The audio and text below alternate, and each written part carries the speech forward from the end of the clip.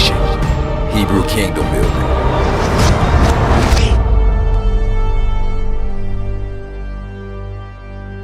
Yesterday I heard something about colonialism or colonize.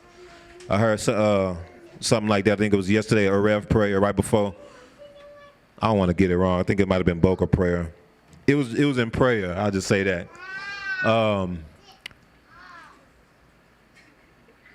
It's about reverse colonization. It is. Y'all listen. It was Boca prayer. Told I love. Told I.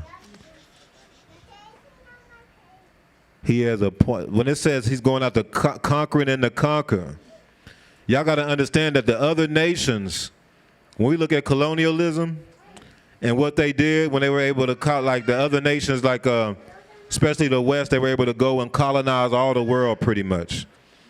They were able to go into Africa and split it up, set up borders, and then divvy up each part of Africa based on their nation, based on their language, and impart their ideas, impart their ways into all the nations all around the world. That's what the colonizers did. Do y'all know that they really was just trying to be like the Most High when they was doing that? That was always the goal of not the goal, or that was always the ways of Yahuwah in a sense. I guess the best way to put it. This whole thing about go ahead. Even since Adam. Yeah. That's what it means to be, here you beat me to it. That's what it means to be fruitful, to multiply, and to have dominion on the earth.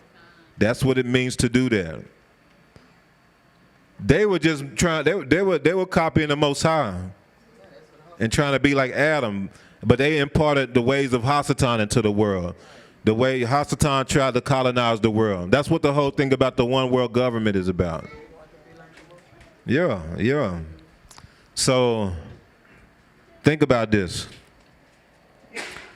So they went in, they conquered nations, they took it over, and then imparted their way. What? Think of Babylon as the. I grew up and they you know, I thought they was, we need to give them democracy. Yeah. All right, we're gonna go and we're gonna Operation Iraqi Freedom. We're gonna give them freedom. They go, and the way they give them freedom is they go over there and bomb the whole place. They go over there and subdue everybody there. Then they set up bases all around the entire country and impart pornography, impart all the ways of Babylon into Iraq. You know, before America did the Operation Iraqi Freedom, they didn't have no pornography there. It was a lot of stuff that they didn't have that's different now.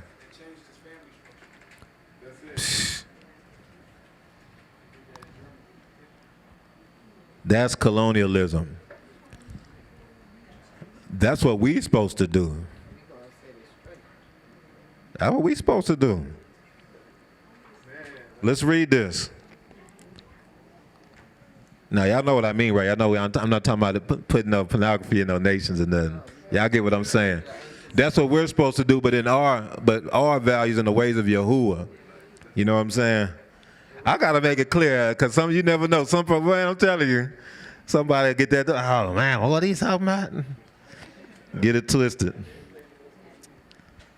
So focus on verse 14, because this is about you. And the armies in the Shamaim, clothed in fine linen, white and clean, followed him on white horses.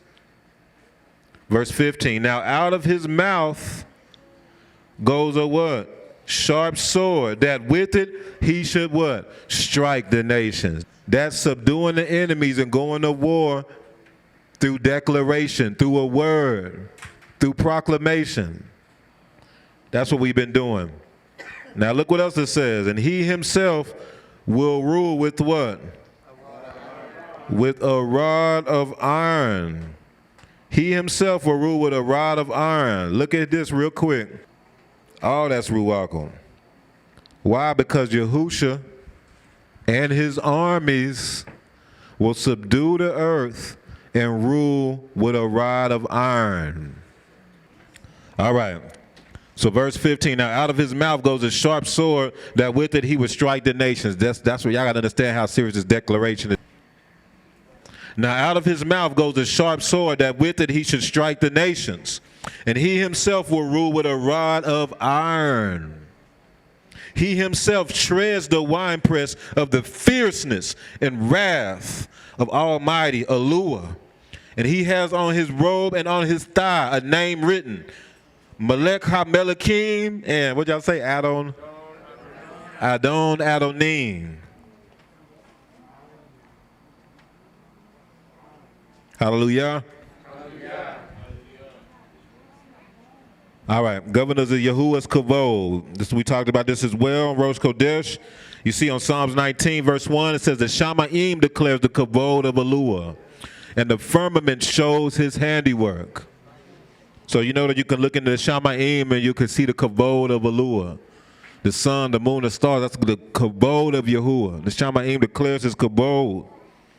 Psalms 97 verse 6 says, the Shamaim declares his righteousness, and all the peoples see his Kavod. So if you look in the Shamaim, it declares his righteousness. What is the Hebrew word for waters? Ma'im. What's the Hebrew word for heavens? Shamayim.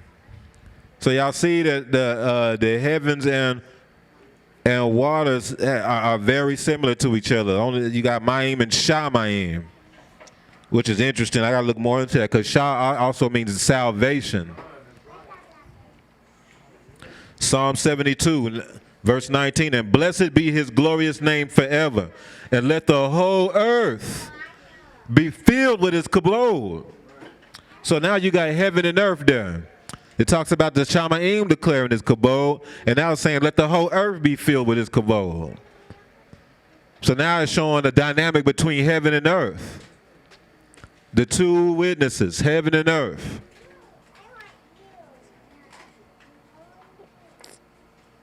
Y'all were talking about today that y'all was bringing it out how you were praying that the Most High and praising that the Most High brings forth his glory. Look what Dawood says, Tehillim 26, Yahuwah, I have loved the habitation of your house. What's the house? We the house, the assemblies. And the place where your kavod dwells. And so the word kavod is kabod. Kuf bet yod dalet. Kuf is the hand, blessings given. The bed is the house. Yod is like a tent peg, secure, and the dalet is the door. So it's basically about having access. That's what the door means. It can mean access as well. Having access to the blessings that are secured for the house. It's about having access to the blessings that are secured for the house. There are blessings that Yahuwah has secured for his bride. There are blessings that Yahuwah has secured and set apart for his house. And kabod is about having access to that. Having access to those blessings. Y'all, let me tell you something. There's only certain things. There's a certain level of intimacy that's only designated between me and my Isha. There's a level of intimacy that no one else would get other than my Isha from me.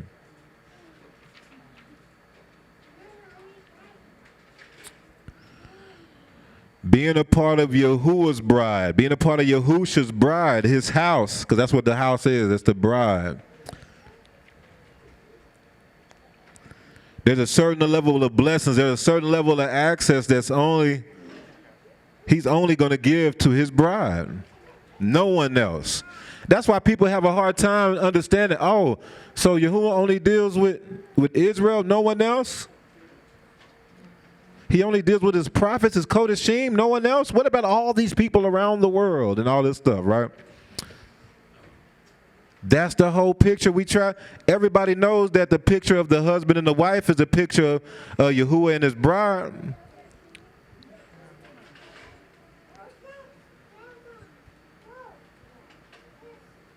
He only deals with the people he's in covenant with. That don't mean that he don't speak to other people. That don't mean, but no, I'm talking about And there's he says, you alone, he said, you alone have I known. You alone. He said something like, I have known no other nation like you. Something like that. What is that, in Amos? Yeah, bring it up real quick. You only have I known above all the people of the earth. What did he say? Yeah. Y'all know what the word known really means? When you talk about known, that's covenant. That's like when a man lays with a wife in the scriptures, they use that word. When it says a woman have not known the man, that means she's a virgin. She has not been married. She's not laid with a man before. He said, you alone, that's a husband. That's a bridegroom and bride language right there. That's covenant language. Go ahead and read it. Amos 3:2. All right, Amos chapter 3, verse 2. Okay. And it says, you only have I known of all the families of the Arets. Y'all hear that? Say it again. You only have I known of all the families of the Arets. Of all the families in the Arets, you only have I known. Because the way that the Most High had designed for marriage to be is for two virgins to get together and get married. And so when two virgins get together and get married, they've only have known each other. There's a level of intimacy that they only have known ever from only them, each other. That was the original design.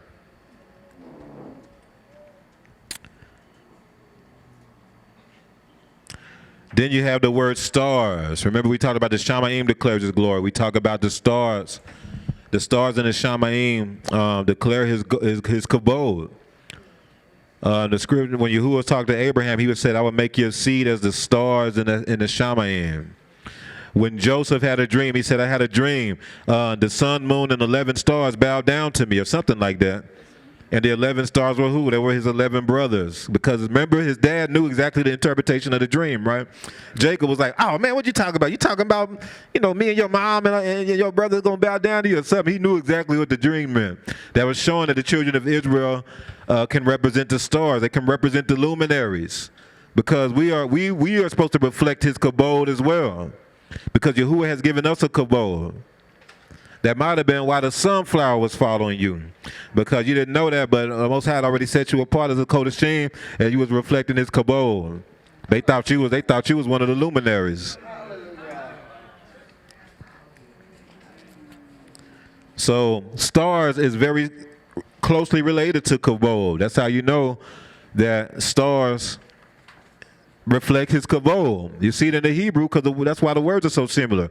It's kokab. It's only a one-letter difference. It's just in a different order, but it's only a one-letter difference between kabod and kokab.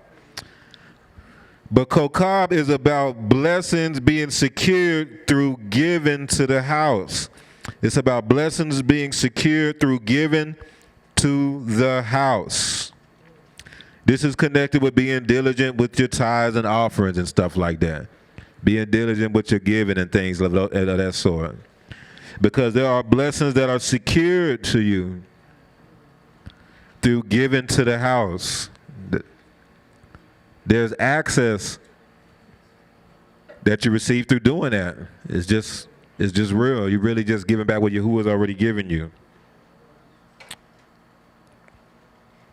Deuteronomy 28:12. Yahuwah will open to you his thub treasure, the heavens.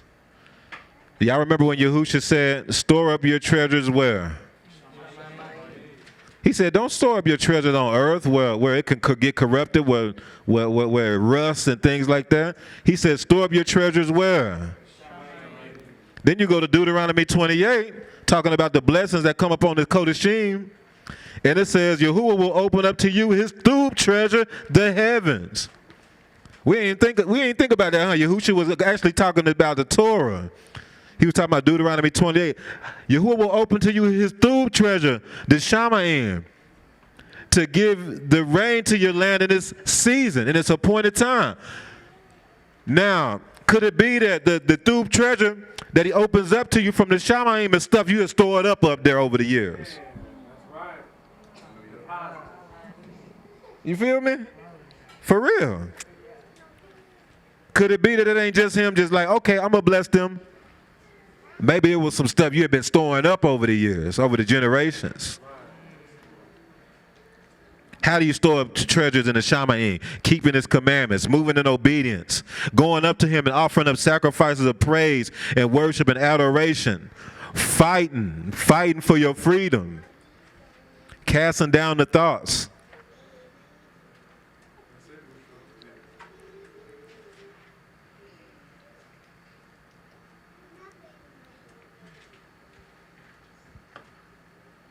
And giving the physical offerings. Being obedient surrounding the tithe. Being obedient surrounding all those things. Showing Yahuwah that you fully submitted to him in his order. And when you do that, you're storing up treasures in the Shamaim.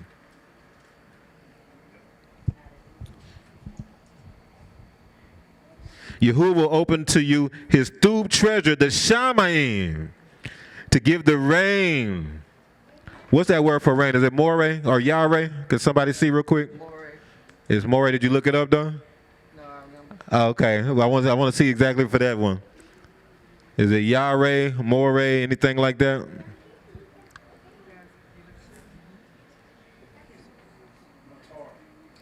Matar? Okay, that's something different then. Okay.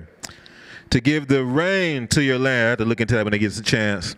In its season. And to bless all the work of your hands. And to bless all the work of your hands. When you look at Kokab, the stars, it's literally about blessings being secured through giving to the house. And you see two hands there. You see two hands. Go ahead. You got a mic? Yes, sir. Oh. My bad, but when you just said that about the rain, I just seen the rain coming in on Mushala's car. So, man, that's it. That's it. Because I'm about to go into a vision that Yirmiyahu had a couple of days ago that relates to that. It relates to that. Store up your treasures in the Shamaim. Because when you store it up, the Most High will open to you the heavens to give the rain to your land in its season and to bless all the work of your hand. You shall lend to many nations. That's what comes after that. You shall lend to many nations, but you shall not borrow. Did Malachi 3, we're not going to go there, but y'all remember Malachi 3. It's about him saying that, test me in this, that I will not open up the windows of heaven and pour upon you a blessing that you have not room enough to receive. It goes back up to the treasures in heaven. This proves that the way, you know what Malachi 3 proves? It proves that a way to store up your treasures in heaven is through the tithes and offerings. Because he said, basically, he was talking about tithes and offering. Hey, how do you rob Alua? Through your tithes and offerings. He said, bring the tithes in the storehouse and basically see that I will open up the windows of heaven to pour blessings upon you that you had not room enough to receive. Something along those lines. That's proving that that's a way to store up your treasures in heaven. Psalms 26, verse 8. Yahuwah, I have loved the habitation of your house and the place where your kabod dwells. Shemot 28. And you shall make a Kodesh garments for Aharon your Ak, for kabod and for beauty. So the garments were made for kabod. This is just kind of confirming what kabod is. Kabod is beautiful. Like if y'all go to like when it's just clear skies and it's like 1 in the morning, and you look at the Shamaim, you're only going to think about the kabod of Yahuwah. You're going to automatically start wanting to praise Yahuwah or pray something. You can't help it. Because the Shamaim literally declares the kabod of Yahuwah, and you feel it. Especially when you're in areas that's, you know, a little bit more set apart from the ways of the cities and stuff. Not as much noise. You know what I'm saying? The scripture? Psalm 26:8. Yeah.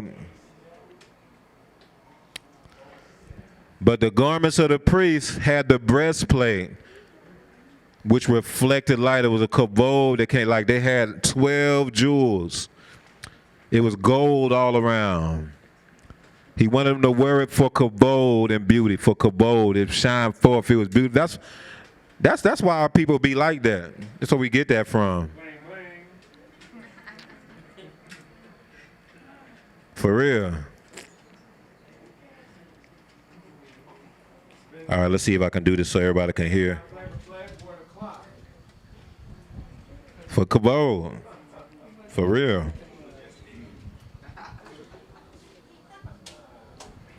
Yeah, I know when it talks about Yahushua pulling up, it says he's glorious in his apparel. Coming through clean. Clean. So, have y'all ever seen like pimps? And how they'll, at least in the, you know, not, I don't know about now, you know, but like in like the, you know, the old, you know, maybe a generation, but yeah, about the 70s around, they would be having all these jewels and all this stuff. And they would be, and it was like they were fake priests. As a matter of fact, it was one pimp who literally became a pastor. One of the most famous ones that become a pastor, had his own church after. I was like, oh man, y'all get And that's why you hear some people don't even compare pastors to pimps. They'll do that. Because what a pimp would do, he would wear all these very, very expensive clothes with expensive jewelry. It was made for, they wear them to shine forth some sort of kavod. It's from Hasatan. Remember, Hasatan wore the breastplate. Hasatan wore that stuff. So what he do? He go and get some people, make them feel like they like a, man, them pimps be like priests. And they go and preach their gospel, and they're able to get some followers who go and give them offerings. They go and do his work. They go and do the work of the pimp, and then they come back and bring him offerings. For real. For real. And one of the ways that they're able to appeal to people is through their garments. It's all from Hasatan. We use smooth sayings and things like that. And everybody used to think the pimps was cool. Everybody used to think the drug dealers and the pimps were cool. That's the people that people wanted to be like. That's the people everybody thought was cool, for real. Because the pimps were known to really be able, they just had smooth sayings. They really had a way with words to be able to convince and manipulate. That's Hasatan. It was witchcraft, sorcery. They had a way with words to be able to manipulate and to convince women to follow them, to do wickedness. A lot of them were abusive. They beat on the females. They'll force females. They've had them females. A lot of them will have females like slavery. They force them to do stuff, and if they don't, they'll beat them. They'll hit them. And the list goes on. And they will get rich. They'll be making big, crazy amount of money.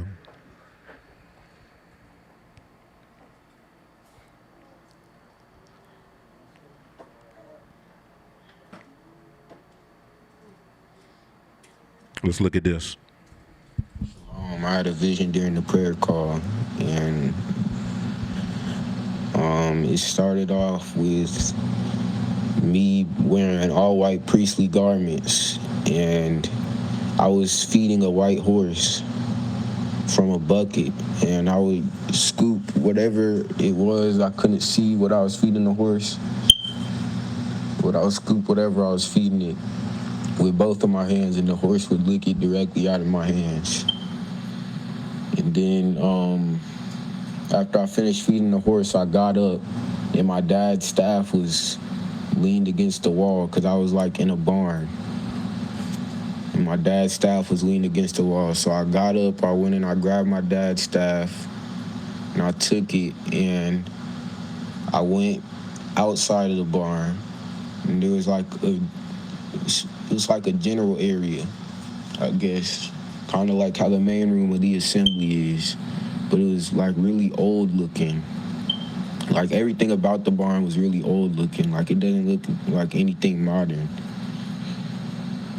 And then there was a whiteboard, a janky whiteboard. And I went and stood in front of the whiteboard and I started teaching to a group of people that was sitting in front of the whiteboard waiting for me while I was feeding the white horse in the barn. So I started teaching to them and it started raining. And Yahuwah told me, this is your witness. I think that's the exact words. It was something like that, like, this is your witness. And then it started, after it started raining, he said, this is your witness. And I started praising. And I started praising, like in the middle of the lesson I was giving to those people.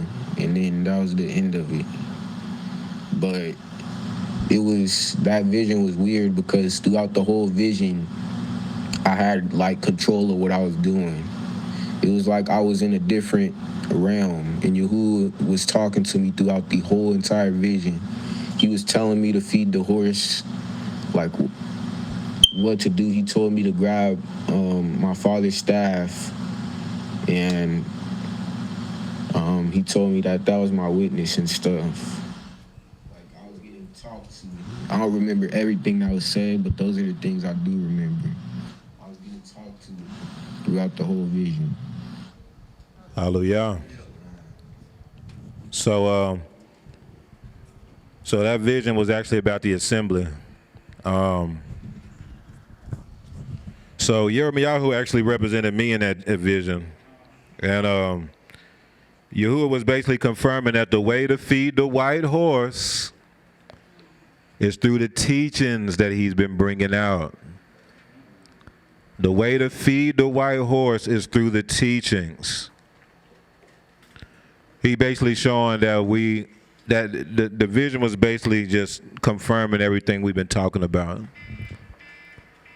The way to feed the white horse is through these teachings. And then it started raining. Yeah, what did the rain represent, y'all?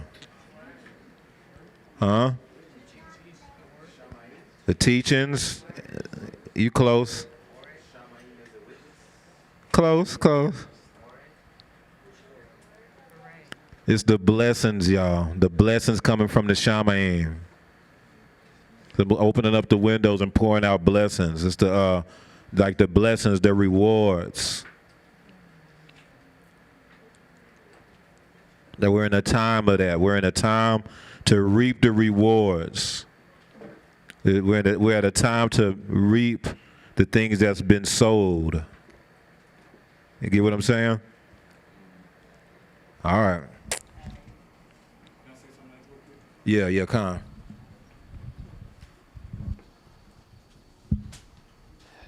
Have you seen Melech Musha's teaching about the kingdom of Nabim through sacrifice? I ain't think so. So I don't know who y'all who saw that. Uriah put it in the chat. So in that teaching, Melech is teaching, Melech Musha, and it starts to pour down every time he would say something ruachal. And every time it did it, he said, that's a witness. That's a witness. So that's why when you texted, I was like, man, has he seen this teaching? You was like, nah, he ain't seen that.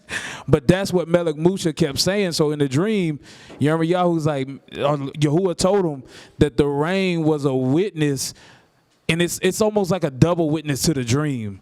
So if you didn't believe the dream and you don't believe the words because you're unsure about dreams, which I don't think we got nobody here like that, believe that because he has not seen that teaching. But if you go back, you don't got to get but maybe 10, 15 minutes into the teaching, and Melech Musha say that probably about 2 times, that this is a witness. See, you hear the rain as a witness. And when he said that, the rain just stormed and picked up.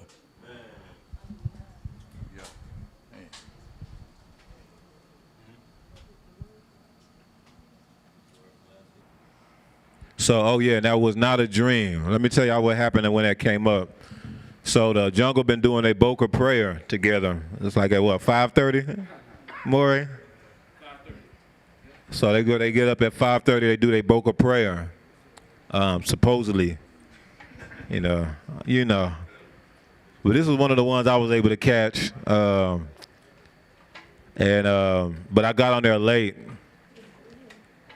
And they did a little bit of time for meditation. I think maybe a few minutes, and they were about to wrap it up. And I actually told them to go ahead and meditate one more time. We did like 5 minutes, something like that. And then in that 5 minutes, that's when Jeremiah got that vision. It was not a dream. This was from a 5-minute meditation, I believe, like 5 to 7 minutes. Might have been 7 minutes. And that's when he got that vision, y'all. So that was, yeah, go ahead.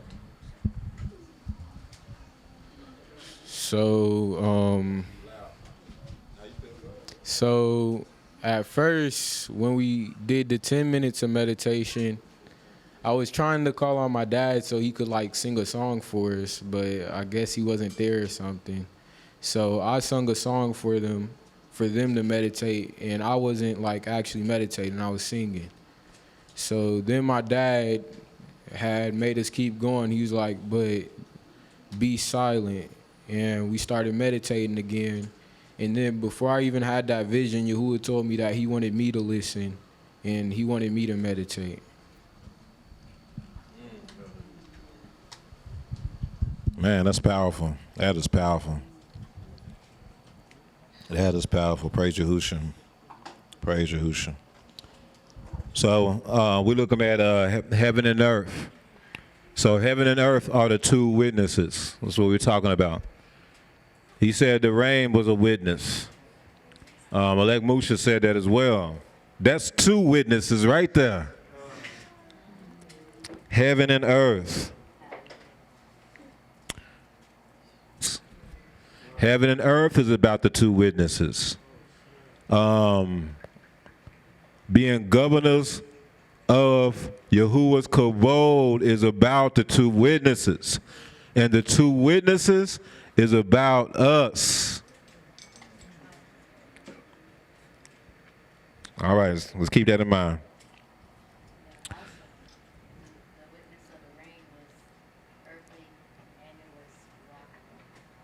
Khan. So you got Devarim 30. It says, verse 19, I call heaven and earth as witnesses today against you, that I have set before you life and death, blessing and cursing. Therefore choose life, that both you and your descendants may live. So you see here that heaven and earth are the two witnesses. Even in Devarim 4, it says, I call heaven and earth to witness against you this day, that you will soon utterly perish. This is when there's judgment against Israel. Heaven and earth was a witness against them.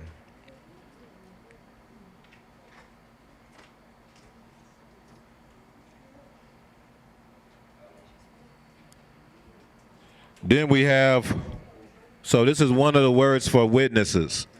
It's H5749. It's Ed. Ayin Yod Dalet. This is the root word for witnesses, but you will see witnesses many times in the scriptures is just Ayin Dalet. The word witnesses many times is Ayin Dalet, but the root word is Ayin Yod Dalet. It's about, it's those whose eyes are fastened to Yahusha. Remember we talked about that, that to believe in Yahusha is to have your eyes fastened on him. That's why Yahusha compared himself to the bronze pole that was lifted up. He's just like the serpent pole that was lifted up. So shall the Son of Man be lifted up, and that those who believe in him shall not perish, but have everlasting life.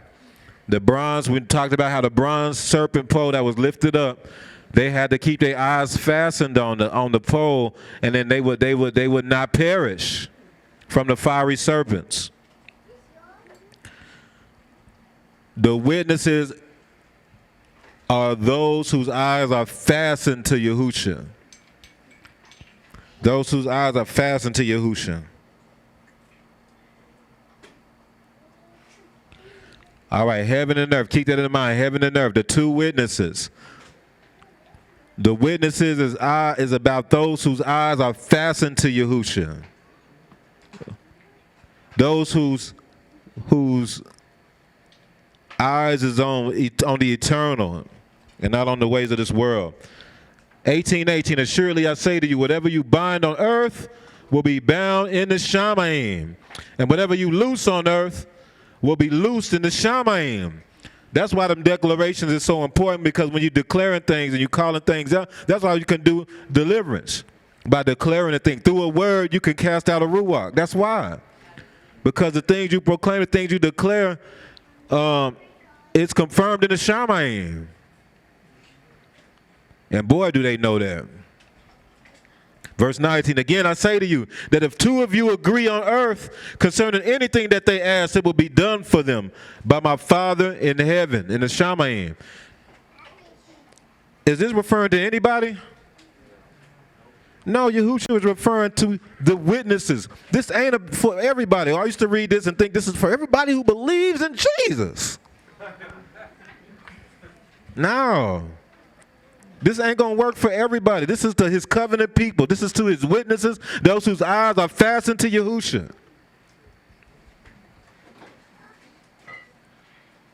If it's two or three of them together,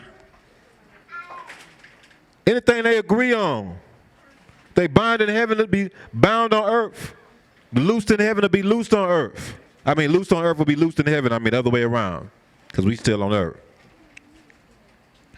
Because we are the people of the Shamayim. We are the armies of the Shamayim. We are the kingdom of the Shamayim. And so the things that we declare on earth, it be confirmed in the Shamayim. We are eternal beings. Verse 20, for where two or three are gathered together in my name, I am there in the midst of them.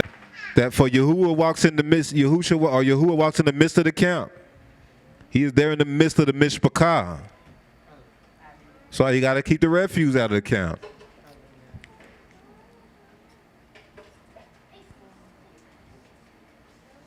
This is the two witnesses, heaven and earth. Whatever you bind on earth will be bound in heaven. Why? Because you are the witnesses. And so heaven and earth are the two witnesses as well. So they moving is moving in alignment with you, being in alignment with the Shamayim and earth and Haaretz, because we are the witnesses, just as heaven and earth are the witnesses of Yahuwah. We are the witnesses of Yahuwah, just as heaven and earth are the witnesses of Yahuwah. That's the best way to put it. All right, let's keep going. Now Deuteronomy 17. So this is the thing that I didn't fully go into last time. Now heaven and earth. So remember, look what it says. Whoever is deserving of death shall be put to death on the testimony of two or three witnesses. He shall not be put to death on the testimony of one witness.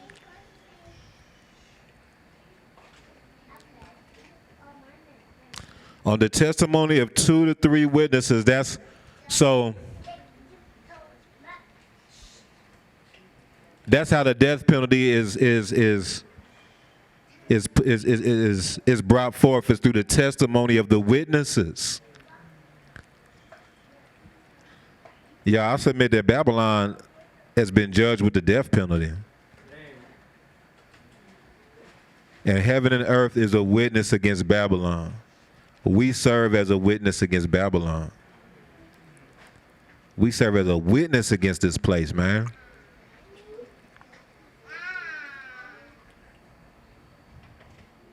That's why we can declare judgment against Babylon. It's going to happen. They're guilty. They are guilty. And there's 2 to 3 witnesses to confirm the matter. 2 to 3 people whose eyes are fixed on Yahushua.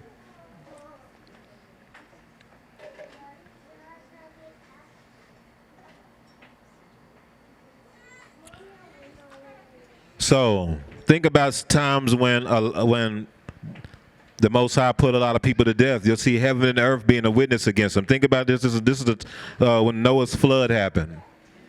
This is when the Most High destroyed the whole earth, right? Look what happened. In the 600th year of Noah's life, in the second month, the 17th day of the month, and that the number of the beast, right? The number of the beast. All the fountains of the great deep were broken up, and the windows of heaven were open. So you actually had water come from below and water come from above. That's heaven and earth. You had waters come from below and waters come from above. That's what caused the great flood to destroy the whole earth. That was confirming heaven and earth was a witness against the nations at this time. That makes sense, y'all? All right. Look when Korah got, this is in the Torah portion. The Torah portion that we're covering this week, Deuteronomy 26:10. And the earth opened its mouth and swallowed them up together with Korah. That's earth being a witness against them. When that company died, when the fire devoured the 250 men and they became a sign, I'll submit the fire came from the Shamayim and consumed them. Because they were doing the same thing Nadab and Abihu did. When the fire came from the Shamayim and consumed them, it was the people who were offering up the incense. If you go back to the Torah portion where it all happened, it was the people who offered up the censers, the incense, where the fire came and consumed them. Heaven and earth served as a witness against them. Remember, it has to be, to put somebody to death, it has to be 2 to 3 witnesses to confirm that. And heaven and earth was a witness against them.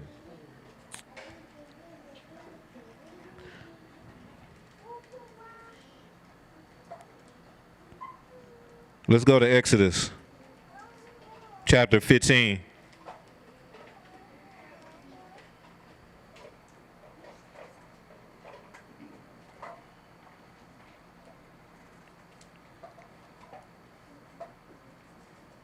Shemot.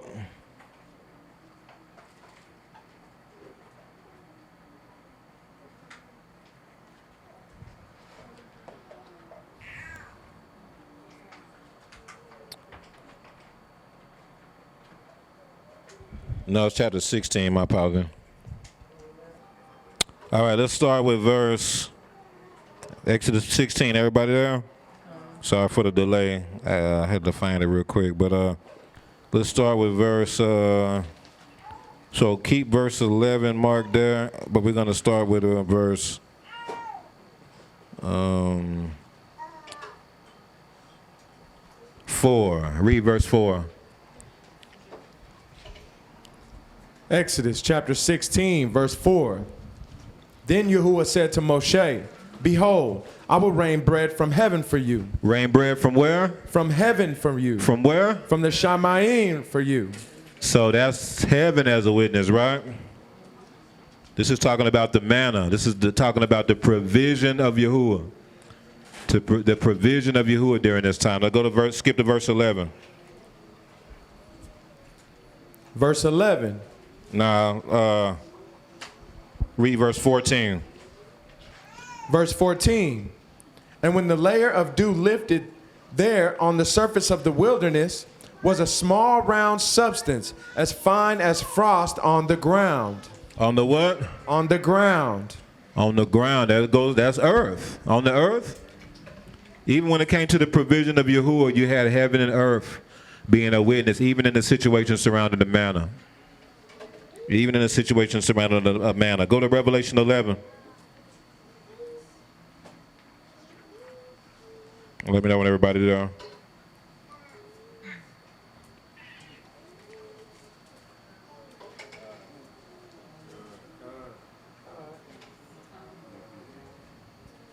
All right, let's get it.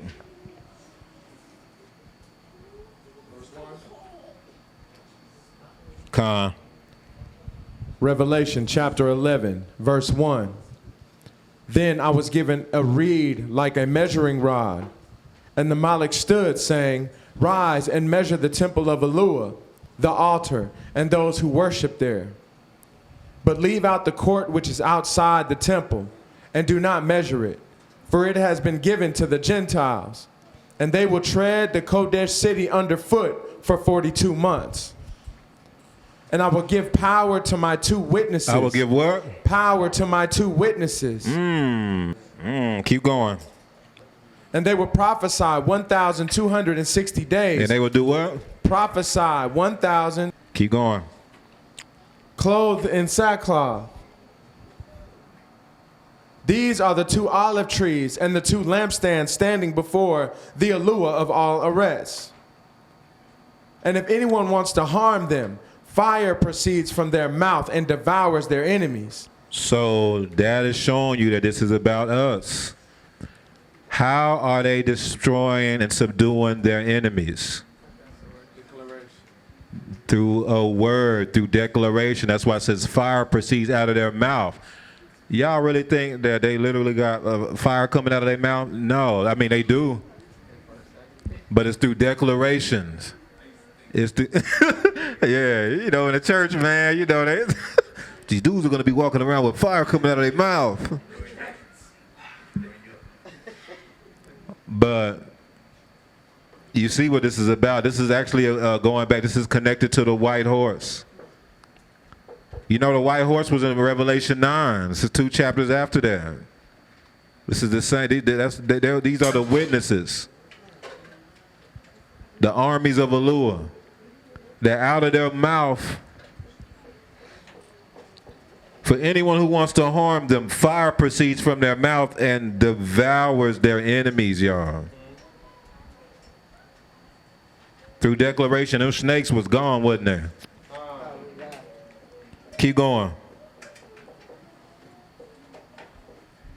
Verse 6. These have powers to shut the Shamayim. Wait, go back up. Read verse 5 one more time. Verse 5. And if anyone wants to harm them, fire proceeds from their mouth and devours their enemies.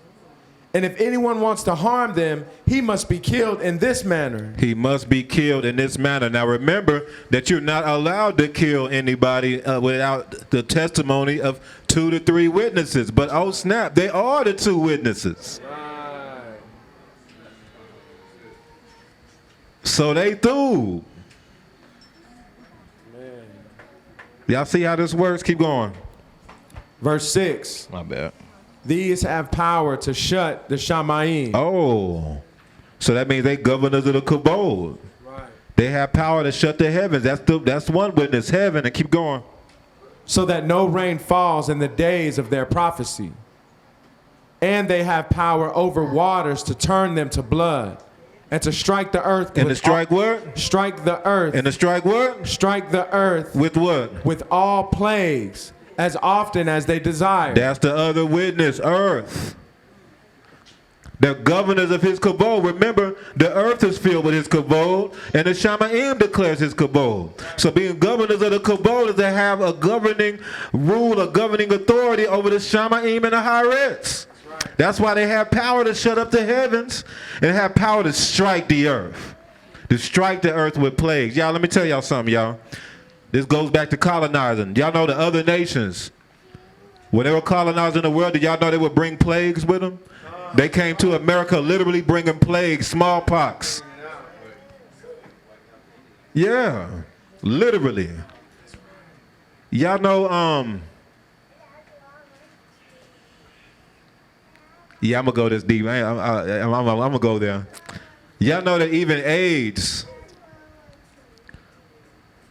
was a plague brought by the nations to limit, to lower the population of the Africans in Africa.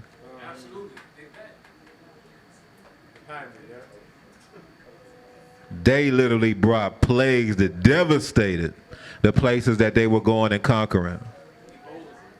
Ebola was another one. Y'all look into Ebola. That was a big one because they were specifically targeting us. They were targeting Liberia, which was where Liberia was a place that America really didn't really have a big race to Africa. It was all the other European nations, like like France, Italy, et cetera, England. America, all they had on the race to Africa, they had Liberia, y'all. And y'all know who they sent to Liberia? It was the slaves and the freed slaves in America. That's who they sent to Liberia. They exported them to Liberia. And they were supposed to be puppets of America in Liberia. Y'all know how they do? Y'all know how America, they have their puppets they set up in different countries to establish their interest in a certain region. So those freed slaves and it was descendants of them, from the slaves from America, a lot of them still inhabit Liberia, especially the capital of Monrovia. Very interesting. Y'all should look into it one day. But nevertheless, the people they exported over there, we started doing whatever we wanted to do over there. And so America didn't like what they was doing. Like one of the presidents that they propped up over there, I think it was one of their descendants though. Man, he was like, man, forget America. He started doing deals with like Russia and, like U.S. America's enemies. I think this was like right after the Cold War. They was dealing with making deals with Russia. They were like, and so the U.S. was like, okay, we need to go and get him some freedom. Okay.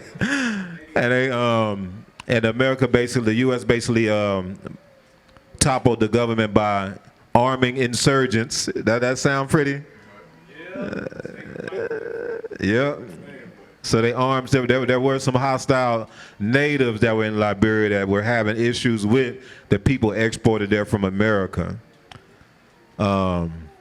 They figured it out and they armed them and basically pushed them to do a coup to topple the government. And then you had Ebola all of a sudden just out of nowhere. Nobody never heard of it before. Oh man.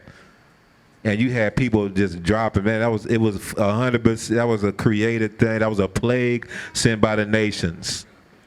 That was a plague sent by the nations. So I'm telling y'all, they was trying to be like Yahuwah. See, these are the things that Yahuwah was really gonna do. Y'all thought that was something, man. This stuff Most High is doing on a whole nother level. Strike the earth with plagues, and you know who He's using to bring it forth? Us, His witnesses. Who did He bring the plagues through before times? Did He just do it on His own from the Shamaim, or did He raise up people?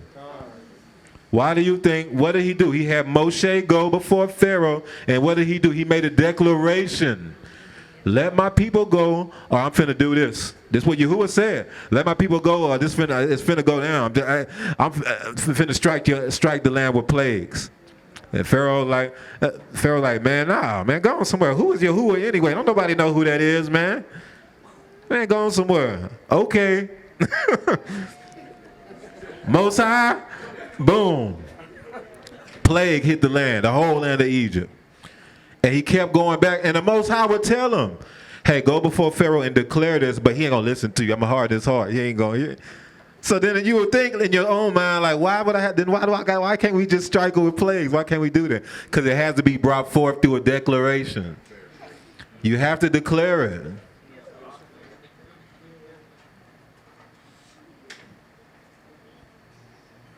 He's moving through a word. He's moving. Man, I'm telling y'all, man, that's why y'all got to be very careful with what y'all saying and how y'all speak. I know somebody was talking about they cussed at their children and stuff like that. Y'all got to be very careful with that stuff. Because as the Kodeshim, as the witnesses of Alua, your words are powerful. All right, Bereshit chapter 2. Let me know when everybody get there. All right, let's get it. Verse 1. Yes, sir. Genesis chapter 2, verse 1. Thus the Shamayim and the Eretz and all the host of them were finished. So what's finished? The Shamayim and the Eretz and all the host of them Y'all were see that's finished. the two witnesses right there in the beginning? Keep reading. And on the seventh day, Alua ended his work which he had done, and he rested on the seventh day from all his work which he had done. Then Skip to verse 4.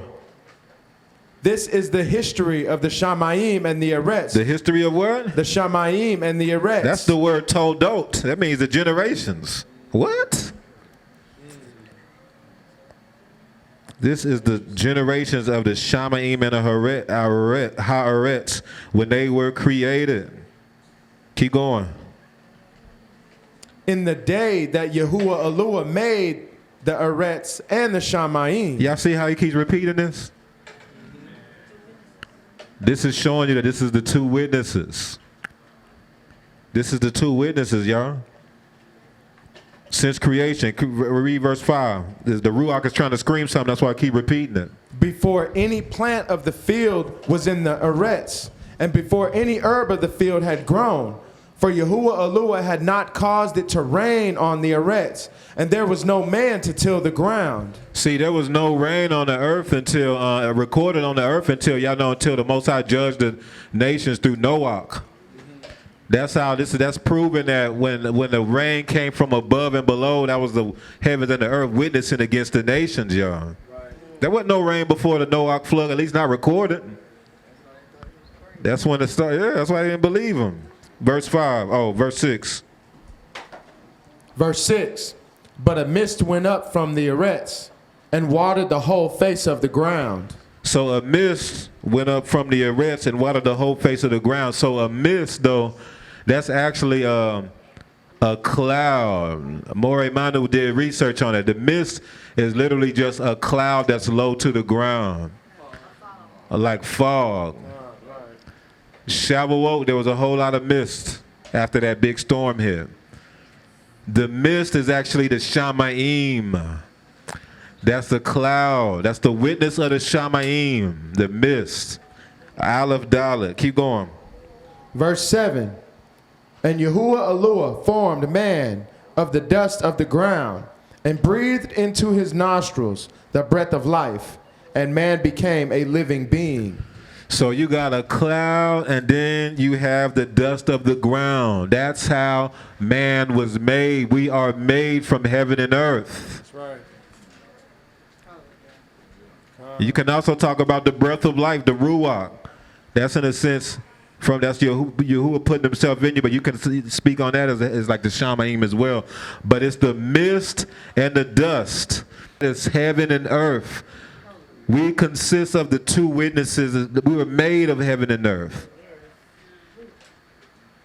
We were made from the Shamayim and the Haaretz.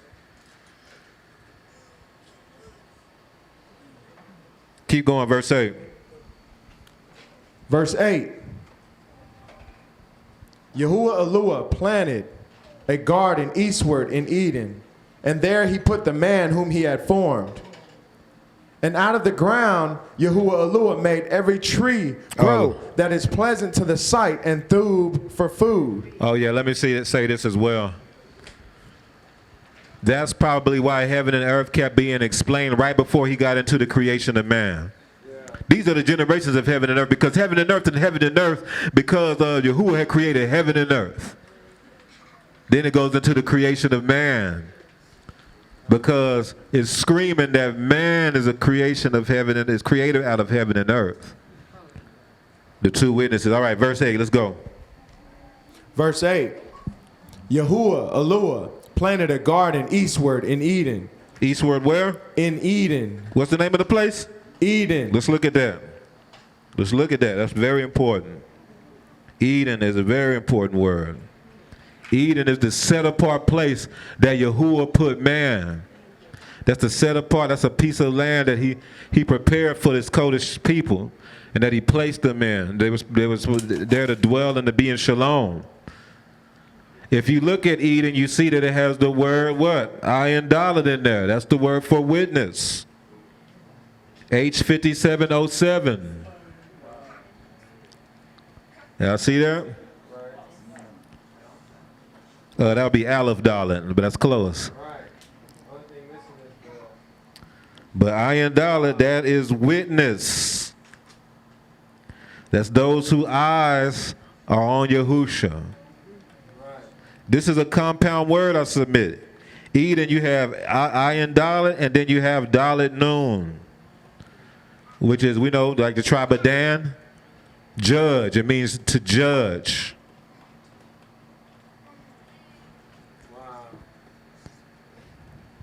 So if you look at the word Eden in Hebrew, it's a compound word that basically is the land of the witnesses who are judges.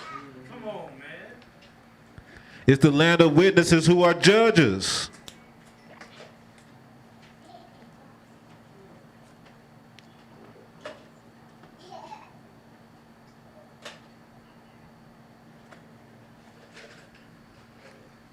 Let's go back. Let's look at the scripture we just looked at earlier.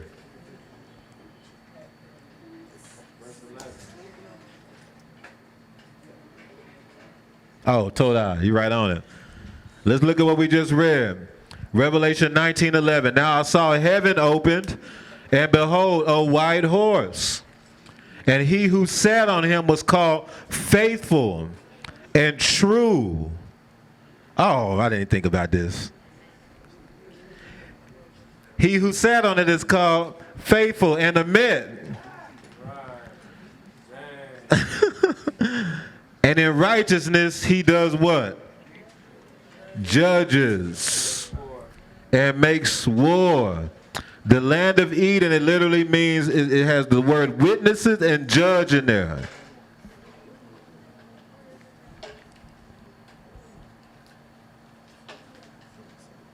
He was clothed with a robe dipped in blood. His name was called the Word of Eluah. And the armies in the Shamaim clothed in fine linen, white and clean, followed him on white horses. Those are the witnesses, because if your eyes are fastened on Yahushua, you're going to follow him everywhere you go, ain't you? That's why his apostles, what did they do? They followed him everywhere he went. What did he say when his apostles was trying to see what's going on? He said, follow me. The rich man ruler came up to him, man, what I need to do to give eternal life? Man, keep the commandments. I already do that. Then what did he say? Store up your treasures in heaven and follow me. And he couldn't do that. He's like, oh, man. Sell everything you have, give it, and follow me.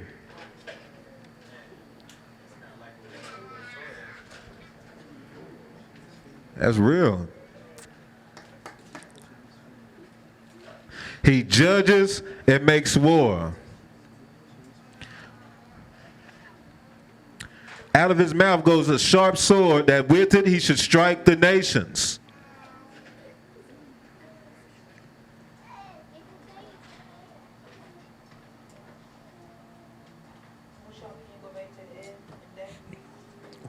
Going back right now. Most definitely. So that's the word for Eden. The word for Eden. Ayin Dalet Nun. This is those whose Ayin Dalet Nun. It has the word witness in there, which is Ayin Dalet. It's those whose eyes are on Yahusha. Then you have the word Dan or Deen, or Eden, Din, which means a judge. Dalet Nun. So basically, it's the land of the witnesses who are judges. That's what Eden is. It's the land of the witnesses. The land of the witnesses. Oh, snap, that makes sense. That's why Yahuwah kept saying heaven and earth, heaven and earth, heaven and earth. Then he created man and put him in the land of the witnesses. And then when you read about the two witnesses, what do? They judge. Yahusha rose with a white horse and he judges and makes war. They said one of his names is Amet, and he drives a white vehicle.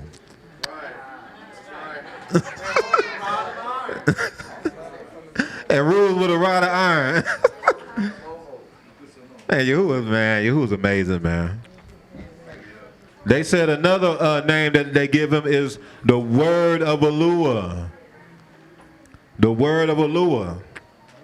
That's Asaph. The strong leader who secures the word.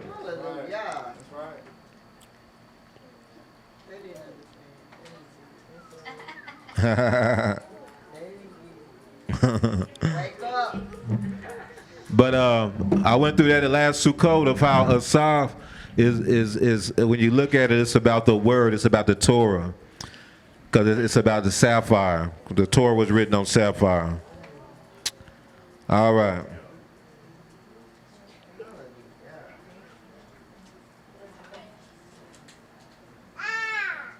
So let's keep reading. Y'all remember where y'all were at? I don't remember. Yeah, verse 7 or something like that. Verse 9, okay. Genesis chapter 2, verse 9. And out of the ground Yahuwah Eluah made every tree grow that is pleasant to the sight. Genesis chapter 2, verse 9. And out of the ground Yahuwah Eluah made every tree grow that is pleasant to the sight, and thub for food. The tree of life was also in the midst of the garden, and the tree of the knowledge of thub and evil. So didn't they say, didn't we talk about how the two witnesses or the two olive trees in Revelation 11? Right.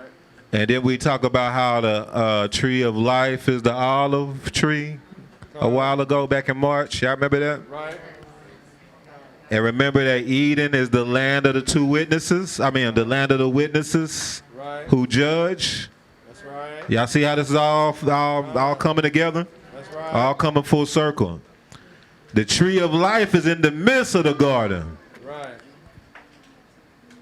The olive tree is in the midst of the garden. And the garden is called the Garden of Eden, which is about the witnesses.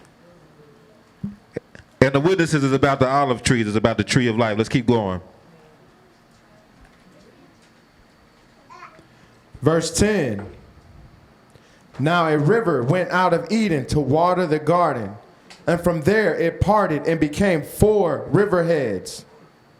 The name of the first is Pishon. It is the one which skirts the whole land of Havilah. Let's go ahead and skip to verse 15. Verse 15. Then Yahuwah Eluah took the man and put him in the Garden of Eden to tend and keep it. Khan. So he took the man and put him in the Gan, the Gimel Noon of Eden. The Gan of the witnesses who judge, who are judges. To work it, to serve and to guard it, to shamar and abide it. Verse 16. Verse 16. And Yahuwah Eluah commanded the man, saying, of every tree of the garden you may freely eat, but of the tree of the knowledge of thub and evil you shall not eat. For in the day that you eat of it, you shall surely die. All right. So now you have a Torah given on Eden. So Eden is like it's a land that was governed by Torah. We are the two witnesses who judge and make war through declarations, through a word. Verse 18. And Yahuwah Eluah said, it is not thub that man should be alone. I will make him a helper comparable to him. Out of the ground Yahuwah Eluah formed every beast of the field and every bird of the air, and brought them to Adam to see what he would call them. And whatever Adam called each living creature, that was its name. So you had, out of the ground, Yahuwah Eluah formed every beast of the field. Those are the animals that inhabit Haaretz. And every bird of the air. Those are the animals that dwell in the Shamayim. That's heaven and earth being a witness right there as well. So you will even can see the birds and the beasts of the field can be can move as, in a sense, as the witnesses of heaven and earth. When you're talking about the appointed times, for anybody in the walk for a while, you might have known that a way that you can tell when it's time for, let's say, Pesach, like to help to figure out Yahuwah's appointed times is by using heaven and earth as a witness. So you can look at the position you can look at the position of the Shamayim as far as the constellations, and can get an idea, if you know how to read the stars and stuff, of the time of year you're in. And then you can look at the the testimony on the earth as well. When the barley is Abib, that's how you know that you're in spring and that it's time for Pesach. That's why they call the first month in the Hebrew calendar the month of Abib. Y'all know that's literally just talking about the grain, the condition of the grain. When the barley's Abib, you know it's soon finna come to head, and it's about time for Pesach. When the barley is Abib. A matter of fact, the Most High, as a witness, he even has you to offer up the grain on the Feast of First Fruits during Pesach week. During the Feast of Unleavened Bread, on First Fruits, you do a wave offering, and you bring your grain there because it's supposed to be pretty much ready to harvest by that time. Let's keep going. So, yeah, let's keep reading.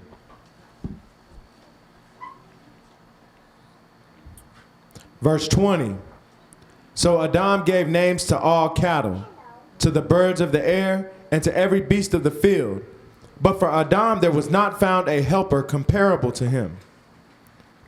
And Yahuwah Eluah caused a deep sleep to fall on Adam, and he slept. And he took one of his ribs and closed up the flesh in its place.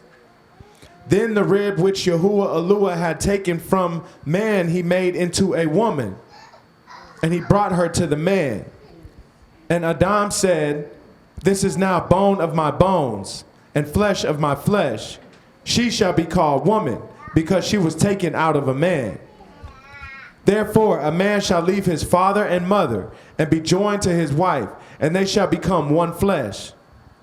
And they were both naked, the man and his wife, and were not ashamed. Hallelujah. So the woman, her name is Hawa, or Eve. I don't know where they got Eve from. You look at the Hebrew word, because Adam lines up with the Hebrew Adam, Adam. Okay, that makes sense. But man, Eve name don't sound nothing like the Hebrew. It's Hawa, which is Ket Wab Hey. It's about being secured by the Ruach within the gates. Her name basically means life, Chai, which is, I believe, Het Yod, I think. Het Yod, something like that. Chai. So her name means life or living. But it's about being secured by the Ruach within the gates.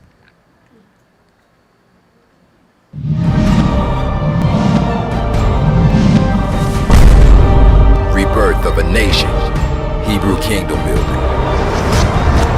It's about being secured by the Ruach within the gates. Go to Bamidbar 25. We're almost done.